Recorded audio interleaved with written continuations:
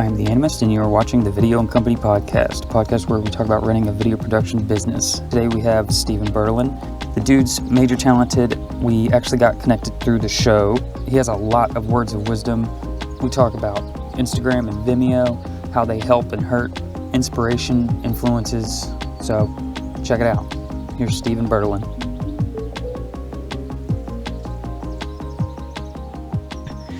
Just hit me with your name, where you're from, what you do now, maybe like a little backstory into like how you got there, and like what's your like main thing, like what's your thing. What's up? My name is Stephen Bertalan. I currently live in Kenosha, Wisconsin. Born and raised in Orlando, Florida, though. I've been doing video since high school. Actually, that's how I got into it. We moved to a new county and I needed an extra elective, so my dad put down video production, and then ended up loving it, so stuck with it throughout. Currently do a mix of stuff. I work full time at a church right now, so it's a wide range of things, but really like to focus on music videos and moving more towards like commercials and things like that. I didn't even know you did the church thing until yesterday when we texted. It's a smaller church, it's a large church, but not to the scale of like Elevation that I work at. So I'm pretty much the sole videographer there, the filmmaker. So I'm doing a lot of that. So yeah, testimony videos, as well as like those cinematic teasers and promos. I did one for a series we call Deeper, which I like a lot. Did a whole underwater scene, so I had to put the camera underwater. That's so dope. Yeah, that was sick. Yeah, and that was just a intro to the message kind of thing. Like how'd you get into the church? And are you ahead of the team? Yeah, so I'm lead. We don't have anyone else on staff who's underneath me, but I'll pull in like people who want to help or people who are interested in learning. So that's pretty much the only team that I lead would be like on a volunteer base. Or if it's a bigger project, I'll hire in some other filmmakers from the area. Okay, that's really cool. And how long have you been with this particular location? Coming on 3 years. July will be 3 years. Okay, that's hefty. Yeah. You shot something, I want to say it was like 2 weeks ago. It was like right before all this mess. And it was with Ursa Mini and a Steady came out. Is that the music video that you were talking about? Yeah, so I was camera operator / I don't know, like kind of, it was a small set. So we all did a mix of things. I was pulling focus and then operating camera. But that's with a friend of mine, Dominic Panico. He's up in Milwaukee. He's another filmmaker. But he got contacted by somebody to shoot a music video, and then he had me come on and help with that project. Oh, okay. So you didn't have to like deal with any of the booking stuff or any of like the... No, that was just kind of go up and help set up and shoot, kind of thing. So how often do you do like side work outside of the church? Pretty regularly. I feel like those are the things that kind of keep me, I don't want to say sane, but it's like where I can explore more routes, because at the church, I'm kind of stuck within a specific mold. So I have like a side project called Birdie Sessions, which is a play off of my last name. And I bring in artists from the area and do 2 songs, live sessions, and we film it, put it up on YouTube. Yeah, I remember seeing that when I think it was when you first came out with it. But it reminded me a lot of that Colors YouTube channel, but it was way more like moodier rather than just mad bright. Yeah, their whole like pastel bright color kind of thing. Yeah. Yeah, which I've tried to shift a little bit from that, because I've gotten some people saying like, oh, it reminds me of the Color Session. I was like, well, I don't want to get too close to like their territory kind of thing. I mean, it's a colored backdrop. Like, yeah, that's I know. The one thing, like, I don't think it's a bad thing. It's like, dude, how can they just come in here and be like, oh yeah, we just own colored backdrops. You can no longer do colored backdrops. No one else can use colored backdrops. Yeah. But yeah, so tell me more about that. So I mean, I've always had a passion for music, but not a musician. So I was like, how can I mix my world with this other world that I like but have no knowledge of? And I've always, like, all my friends have always been musicians, so it always seems like I was in that world. Like, I understand it. And I've always wanted to do this since, like, back living in Florida. And it kind of just felt like the timing was right, and, went forward and did it. And a lot of things. It was a really cool experience. You know, a lot of musicians were like, "This is a like great thing that you're doing for like the area and all that." So, it's Do cool. they pay you? No, it's all like free. Everything's free. It's Where do you film it at? I have some friends here who own a studio, and they let me use it for free. So it was kind of like, you know, I had full opportunity to do it without really much overhead costs. So I was like, all right, it seems like the right time to do it. Yeah, well, that's cool. Has it been doing well? Because I haven't checked. I know about the Instagram account. I don't know if you have like a YouTube channel for it. Do you? Yeah, I have a YouTube channel for it. I mean, it's got, since the new year, I was like, we were hustling and trying to find the next artist to go, and then like coronavirus hit, and I was like, well, I guess, because we had a band from New Mexico lined up to come. They were on tour, and I hit them up and were like, hey, you guys are going to be in the Chicago area, because I'm only an hour from Chicago. Oh, okay. So I was like, if you guys want to come through the studio and film, and they're like, yeah. And then like 3 days before they were supposed to come, they're like, hey, the tour got canceled and we can't make it. So kind of putting all that on hold until, you know, all this clears up and people can go outside again.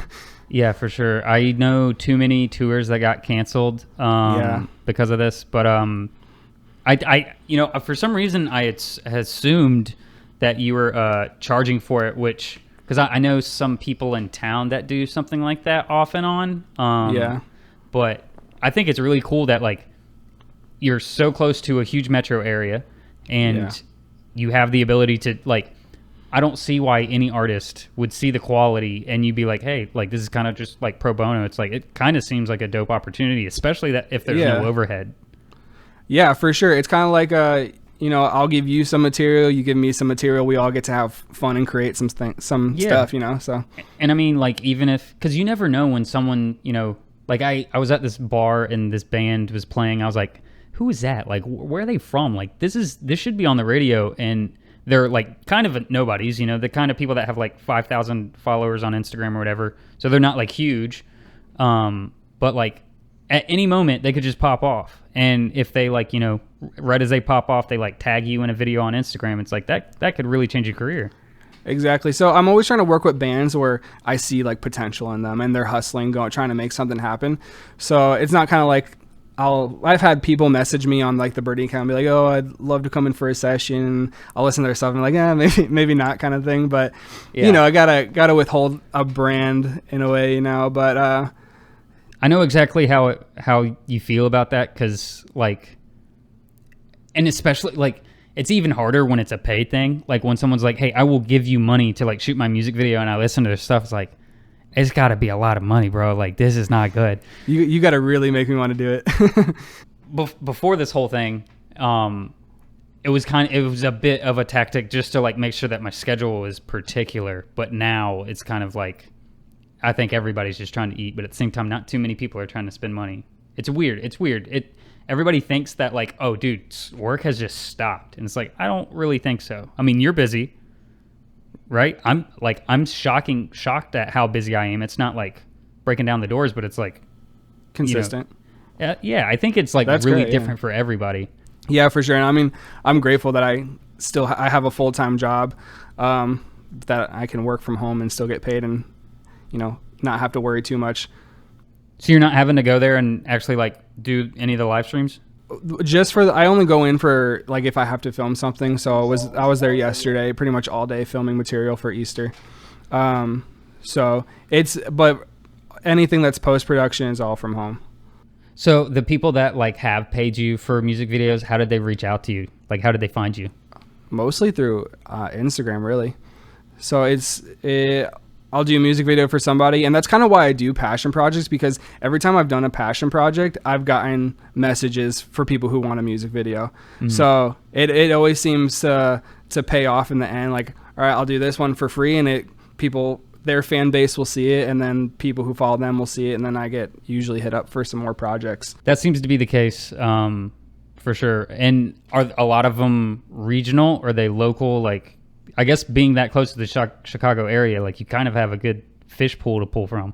Yeah, it's honestly great being like Chicago and Milwaukee. They both have really good artists in them. So being right in the middle, I'm 45 minutes from Milwaukee and an hour from Chicago. So I'm right in the middle of them. So just being able to reach out and see if anyone wants to do something, and then having people reach out to me, it's been great. And like even from the Birdie Sessions, one of the artists is wanting to do a music video in summertime. So, and that's a paid gig. So, you know, meeting artists through these free sessions, getting me business. So yeah, it's cool. I think that I love the Birdie Sessions. I really think that's super smart. And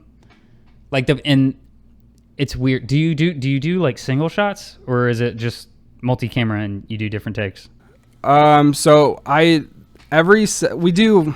Let me speak without stopping.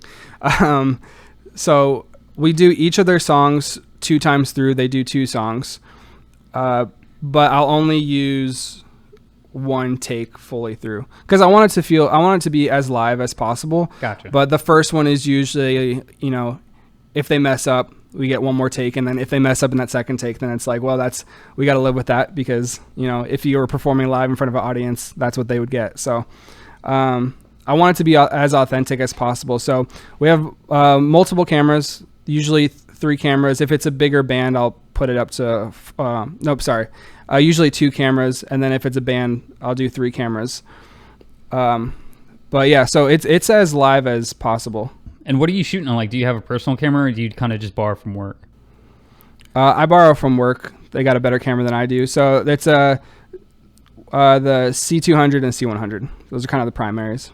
Nice. Actually, the studio that I do the Birdie Sessions at, they use all black magic, so they'll let me use them if I want to. And I love the look of them, and they're great cameras. Are you getting into like color grading at all, or is it just pretty much cinematography? No, I'm trying to grasp color grading more. That's why when you did a poll like a few weeks ago, and for what people want to learn, and I was like, yo, teach me some color grading tips because I need to figure that out. But I'm getting the hang of it. I want to switch over to DaVinci versus like in total Premiere. Yeah, in total. I am so glad that I actually just deleted Premiere finally. Did you really? Yeah, and then I ran into issues because I used Premiere as a medium to go from DaVinci to After Effects, and I figured out how to bridge the 2 without Premiere now. So I was like glad that I could delete it. But yeah, it's a game changer. Like a lot of the thing, you know, I'll hear some kids be like, I get ragged on for editing on Final Cut. I'm like, why? Like, it all just cuts stuff. You just cut stuff. Like, exactly. That's all an editor does. Yeah, I don't like gearhead people where it's like, oh, you can only do it on this one. And it's like, no, they all do the same thing. It's just a preference. Yeah. I hate getting techie, but I always end up getting techie. I'm actually not. I feel like I'm not as techie as I should be. I feel like I need to learn more of the technical side of things. Well, so like, what would you consider yourself like cinematographer is the thing that like you want to do forever, or do you kind of start seeing, because I'm assuming in your day job, in your like main full-time gig, that like you get to wear a lot of hats, and you might see that there's a different department that you've kind of leaned more interested in, or is like cinematography, like camera department, pretty much like your thing right now? Well, yeah, my full-time job, I'm the writer, director, you know, cinematographer, everything. But so it's nice because I get to dabble and see which one I like. But I feel like I really like writing aspect and directing aspect of it. Because I've done projects where I've taken the step back and like how one of my friends DP it. And then I just focus on the storyline that I wrote and trying to carry that through. And I just like the result a lot better. So I feel like that's probably where I'm going to end up going down the road of maybe more directing role. But as of now, I love, you know, cinematography. It's great. I really wish that I could get to the point, and I think it just has to be the right project where I can just give the camera completely to someone. Yeah. I always feel like if the story's like nailed down in pre-production, like if we figured everything out, and like we've had all the meetings, we've had all the phone calls, it should just kind of work. And I don't mind putting up lights, and I could give the camera to someone, but it's all in theory because like I've yet to do it, and I'm so terrified to do it. It's scary because I mean that's like your project, your baby kind of thing. So giving it to somebody else and hoping that they capture the same thing that you're seeing in your head it's a scary little step to take. Yeah, but I mean it's a learning experience because I'm a non-confrontational person. So even on the project that I stepped back and directed, like like in editing, I was like, oh man, I should have said that there, and I should have said that. But now I know for the next time I'll be like, grow some balls and speak what you want. I don't know if it was like a cinematographer, but it was film industry related, which I never really understood it until like recently. Is someone was quoted as saying, you need to stand up in what you believe in, or stand up for whatever you believe in. And I was like, that seems a little too philosophical to be talking about like crew members in a set. But I'm starting to realize, like, there's been tons of shoots. Like, I think it started about like last year, where I'd be on a shoot and I was like, you need to add this light right over here, or you need to tell them that like I'm hearing something in the audio and we need to like hold up for a second. And I was just like too worried about time, or how a client thought, or how like a director thought about something. And I'm starting to realize I understand that quote now. He was saying like, when you see something that you believe in, like within the set, like you need to stand up for it, because those are the little 10% extra things that like really make the production so much better. For sure, yeah. I mean, because I've done that so many times where I've been too nervous to speak up of something, and then get to post and I'm like, man, I should have said something. What are like some of your biggest influences, whether that's like in your just day to day, like this is my style, this is my technique, or like maybe even like where you want to go, So, I mean, I want to say like, as far as people who influence me the most, I would say Jared Hogan, his style, which, Charlotte based. Yeah. His style is just insane, great. And, I feel like he cultivated a lot of trends that are coming out right now, just within style of shooting. So that's probably one of the most influential directors that I have right now. I feel like I don't have any, like, I don't watch enough movies. I feel like all my influential directors are like these people that are probably in their mind still growing in their career. Like the mid realm. They're like, they're not like, obviously I would say like there's beginners, there's like people like us, there's like people like them, and then there's like deacons. So it's like just 4 categories. I know exactly what you mean. I didn't even realize it until recently. I think it was like last month that Jared Hogan did the Joji videos. Yeah. I had no clue. So, and yeah, he can do like any range, and he'll kill it. Yeah. I haven't seen White Male yet, that short film. Have you heard about it? Yeah, I watched a little bit of it. It's a little weird. Or he changed it from, he had one short film and he re-edited it to have like this completely different story. Oh, okay. I just saw like the art, I guess just like the art from it, and I was like, this is going to be unusual. I haven't taken the time yet though. I think it's a little bit political. I think that was his goal. Oh, I assumed. From the title, yeah. But that's really cool. Like, I didn't expect that answer at all. And I like how you mentioned that you don't watch too many movies, because not that there's anything wrong with watching tons of films. Like, I'm a big film nerd, and I've lately noticed I'm such a nerd for older stuff. But I don't know. Like, I love Ryan Connolly, no hate, but like him constantly going like, yo, Jurassic Park, and like just Steven Spielberg, and I'm like, that, I don't know, I don't connect with that at all, because that doesn't feel like cinema to me, because I'm more of like a mumblecore guy. So like, you pull most of your influence from like people you see like pretty much on the path, like ahead of the horizon, kind of.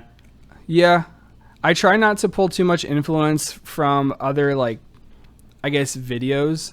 I actually try hard not to watch too many videos, because I feel like I want to be able to develop my own style, and if I watch too many videos, that subconsciously is going to seep into it, and I don't want my style to look too much like someone else's. So like, I feel like Pinterest is always my go-to, because I'll get inspiration off of a single frame from Pinterest, and then try to develop an idea off of that, versus watching a bunch of videos or movies and all that. Yeah, I like that. I feel like I've been using Instagram a lot to just like steal frames where it's like, we're going to take the top one from that one, the middle one from this one, and the third one from and it kind of like all comes together. Exactly. And if you're definitely right that like watching too much is going to influence you. But I don't know. I feel like I have like two, like I have like there's natural type, and then there's like moody. Yeah. And I feel like I could tell you like who looks like what in those two categories, and like I've started to believe that possibly my range is very small. But I'm okay with it. Yeah, I don't think there's anything wrong with having a small range. I feel like that's just going to make you better in that area versus, it's what's that saying that like,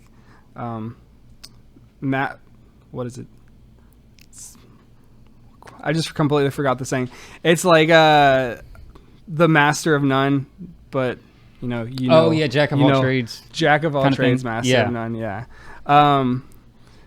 But so I like that though, try to hone in on what is your strong suit, and then grow in that. I mean, obviously you have to, challenge yourself and add more to your tool belt that you might not feel comfortable with. But, I think really just honing in on what you feel is your strong suit is super key to kind of, finding your own style and gaining your footing. For sure. And with you, like not checking, like watching too many videos, like I know you're on Instagram because I see you on Instagram. Yeah. But like, do you think that you've noticed like obvious trends and some trends like within filmmaking that are just being like beat to death? Oh yeah, for sure. The whole like VHS look or the super grainy, which I mean I'm guilty of doing both of those, but it's kind of like, you got to do some things that are trendy to keep your name up to a certain like level, I guess. But I don't know. I feel like the whole underexposed thing, and it's not that it's underexposed, it's that highlight worshiping. Yeah. I feel like it's gone too far a little bit. Like I remember reading, it must have been like 2 or 3 years ago, where someone called the Vimeo movement. They're like, oh yeah, you just underexposed by 2 stops. Boom, you're good. And I'm looking at all these frames that I love so much, and some of them are like friends of mine, and it's like, bro, this is so dark. Like I can see the neighbor's house 3 blocks away out the window. Yeah, I mean that super dark is definitely one of those styles that is just like, all right, guys, let's venture out to something else. But I mean, it feels like it won't stop. It feels like it keeps going, dude. I feel like we see more things because we're in the industry, so we see it at the front end of the trend. And then it feels like it lasts way longer because, you're going to have the people who are on the back end who are still creating it because that's their first time seeing it. Yeah. And it's nuts. Like, gyms, classrooms, and a lot of living room shots. Like I'm talking like Fortune 500 commercials. It looks like this person's sitting in their house with their lights off. Albeit, I sit in my house with my lights off. But like seeing it on camera, it's like, how the hell did they get that producer to be okay with it being that dark? Like I try to get that dark on corporate or like commercial stuff, and they're like, this is dark. I'm like, yeah, I'll turn something on. It depends on the corporation, because the corporation that I work with here in Milwaukee, they're super, I guess, progressive. So they're really trying to make things trendy and capture a younger audience. They're not trying to be so corporate of like wearing our suit and ties kind of thing. So a friend of mine who works there, his style is super moody, and they just kind of embrace that, and he brought his style to that corporation. So a lot of their promo material is very dark, grainy, and it looks sick. And I think a lot of the higher ups have a little bit of an issue with it, but the person who's head of his department kind of always like fights for it. But they're making dope content for a corporation. And how often have you been working with them? I know you said earlier on that you've kind of like done a little work with them. Yeah. When was the first time? I think the first time I worked with them was probably a little bit over a year ago. And it's been, I work with them probably 2 to 3 times a year. So it's not super frequent, but, they have me come for certain events or, for promotional stuff, but because I have a full-time job, I can't always work with them all the time. So that kind of sucks, because I would have worked with them a lot more if I didn't have a full-time job. And had to balance vacation hours. Do they kind of pretty much come to you with a price, or are you able to like help work in on that? No, I always just pitch them a price, and they usually take it. So it's really great. I love having a client like that, where it's just like, They understand. It's like if you pitch them a reasonable price, they totally take it. They respect and understand the creative process, and they care about a lot within their corporation, which is weird because it's like an automation company. They do robots for like, warehouses that package things. So it's just weird, but they really care about their whole marketing side of things. So they always come to me in. Yeah, it's great. What would you say are a couple things that like might help anybody that's like listening, and like they could see us as those top of the horizon people, kind of the way we see a lot of like the people we look up to? Like what would you say is something that like would be an easy way to like promote growth, whether that be like in business or with the craft in general? One, I would say, I know that this is probably cliche, but don't compare where you're at versus where someone else is at, because that will stop you from growing at all, because you're just always going to think of yourself too lowly rather than being like, all right, I'm a work in progress. I'm going to get to that point. And even I've had to unfollow like a lot of people that I started to see as competition, because it wasn't healthy. I still follow some, DPs and directors like Jared Hogan or Ryan Booth, because like I know they're at where they're at, and I don't see them. They're not competition. I see them as, influence. So I've had to unfollow some people just because they're like, all right, this is I'm starting to gain like anxiety or just like thinking bad about myself because I'm comparing myself. I think that was like one of the best ways to answer that, for sure. I think I went through that like recently, like last year. I had to unfollow a lot of people because I was getting frustrated with, sometimes it was like their quality work, and sometimes it was like, dude, they are getting gigantic jobs. Like, how are they doing this? Yeah. And it was like becoming unhealthy. And I still catch myself doing it sometimes. Because, I mean, I'm sure there's probably people who look at us who think, I could have done a better job at that project. But, for sure. We got that project and we did what we can with it. Dude, have you seen that meme? It was like Adam Levine from Maroon 5 and the dude from Tiger King.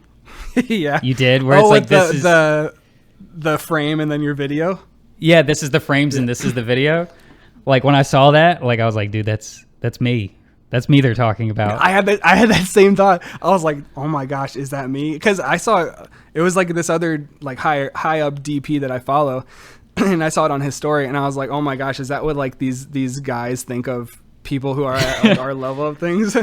But that messed with me, and I had to be like, nope, keep scrolling. Yeah, because I was like, dude, like if you look on Instagram, it's like I'm doing good, and then you watch the videos, it's like, bro, that's shaky. Bro, like you missed a cut. Like what's happening? Like that didn't sync for that one thing, and I'm like, dude, just cut me a break. But I feel like I feel like as the people who are creating, you never like what you made, because it's kind of the thing of, when you see the sausage, how the sausage is made, you don't want to eat the sausage kind of thing. It's like we see all the work that went into it, and we had this vision in our head, and if it didn't come out exactly to how our vision was, we're like, oh, we see the flaws. We see the camera was a little too shaky in this one scene. So you see how it's made, you see where you could have done better, and it doesn't line up to your vision, but someone else is going to watch and be like, oh my gosh, this is insane. Like, this is so good. There's been so many projects that I put out where I was like, I'm not really happy with this. And then it gets like a ton of good feedback. I'm like, all right, well, maybe I don't suck. Yeah. Or it's like, I had this one client, he's just a phenomenal artist. And one music video we did, I spent weeks on the lighting plan, did these crazy lighting breakdowns, and everybody in the industry was like, yo, this is cinematic shit. Like, this is beautiful. You killed it. And I'm like, yeah, this is pretty good.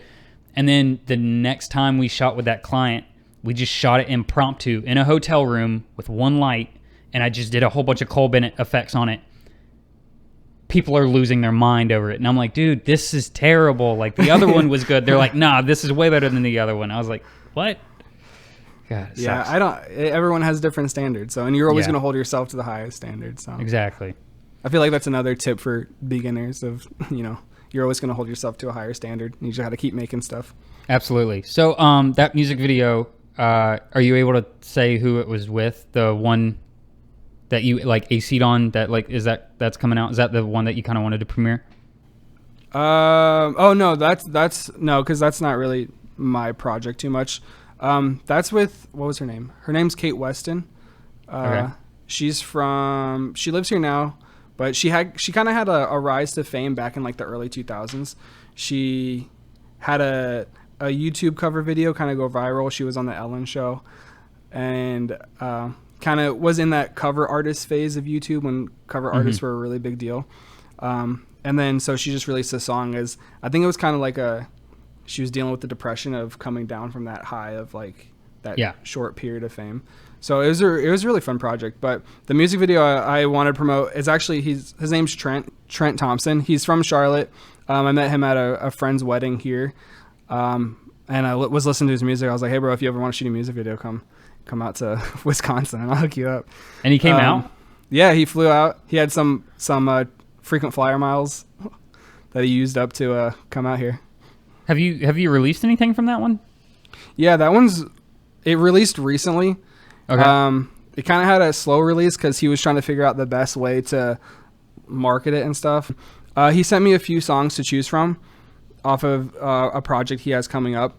And I guess he was working with a bunch of different directors. I don't know if you know someone named Mate Hudson. He works at Elevation, but he's also in Charlotte. Oh, I thought it was Maddie Hudson.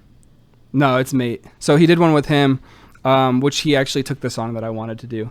So picked one of the songs from the list.